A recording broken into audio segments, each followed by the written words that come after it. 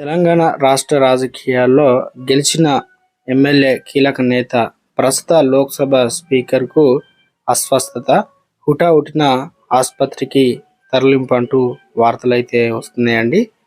ఏం జరిగింది, అసలు ఏందనేది వివరాలు అనేది వీడియో రూపంలో తెలుసుకునే ప్రయత్నం చేద్దామండి.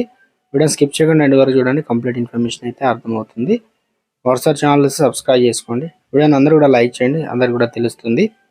ఫ్రెండ్స్, వివరాలు కనుక వచ్చినట్లయితే ఇటీవల స్వల్ప అనారోగ్యానికి గురైన శాసనసభ స్పీకర్ గడ్డం ప్రసాద్ కుమార్ దవాఖానలో చికిత్స పొందుతారు. అయితే హైదరాబాద్ గూడ ఎమ్మెల్యే క్వార్టర్స్లోని ఆయన నివాసంలో సోమవారం శాసన మండలి చైర్మన్గా గుత్తా సుఖేందర్ రెడ్డి మరియు డిప్యూటీ చైర్మన్ బండా ప్రకాష్ పరామర్శించారు. అయితే అందులో యొక్క ఆరోగ్య వివరాలు అయితే అడిగి తెలుసుకున్నారన్నమాట. ప్రస్తుతానికైతే ఆరోగ్యం కుదిరిపడినట్టు అయితే మనకైతే అందిన వార్తలు అయితే వచ్చాయండి.